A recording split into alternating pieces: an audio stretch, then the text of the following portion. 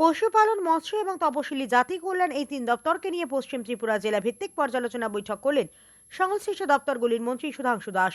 মঙ্গলবার রাজ্য অতিথিশালায় এই পর্যালোচনা বৈঠক অনুষ্ঠিত হয়। মঙ্গলবার রাজ্য অতিথিশালায় প্রাণী সম্পদ বিকাশ দপ্তর, মৎস্য দপ্তর এবং তপশিলি জাতি কল্যাণ দপ্তরের পশ্চিম ত্রিপুরা জেলা ভিত্তিক পর্যালোচনা বৈঠক অনুষ্ঠিত হয়। দ্বিতীয় পর্যায়ের এই পর্যালোচনা বৈঠকে উপস্থিত ছিলেন সংশ্লিষ্ট তিন দপ্তরের মন্ত্রী সুধাংশু দাস।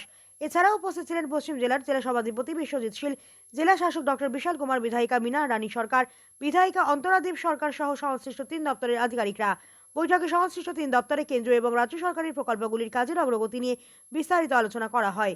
সংশ্লিষ্ট প্রকল্পগুলি দ্রুত রূপায়ণের মাধ্যমে মানুষের কাছে পৌঁছে দেওয়ার উপর গুরুত্ব আরোপ করা হয়। পাশাপাশি 2025-26 অর্থবর্ষে দপ্তরগুলিতে বরাদ্দকৃত অর্থের হিসেব নিকেশ করা হয়। এদিন মন্ত্রী সুধাংশু দাস এই সংবাদ জানান।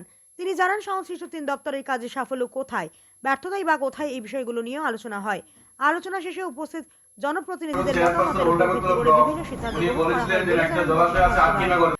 আগরতলা স্টেট গেস্ট হাউসে এআরডিডি ফিশারি এবং এসসি ওয়েলফেয়ার ডিপার্টমেন্টের আমাদের district level second round review meeting হচ্ছে। এই রিভিউ মিটিংয়ের মূল উদ্দেশ্য হচ্ছে 2025 এবং 26 অর্থ বছরে এই তিন দপ্তরের জন্য যে ফান্ড বরাদ্দ করা হয়েছিল তার কতটা ইউটিলাইজ হয়েছে, ইমপ্লিমেন্টেশন কোন লেভেলে আছে। এছাড়া আমাদের এই তিন দপ্তরের সাকসেস কি আছে, ফেইলিওর কি আছে, এই সমস্ত বিষয়ের উপর আমাদের দিনভর আলোচনা হবে। তো আজকের এই আলোচনায় উপস্থিত পশ্চিম জেলার জেলা সভাধিপতি এবং দুই বিধায়িকা দ্রুত প্রকল্প রূপায়ণে তাদের মতামত ব্যক্ত করেন। ব্যুরো রিপোর্ট, হাল্লা বোল।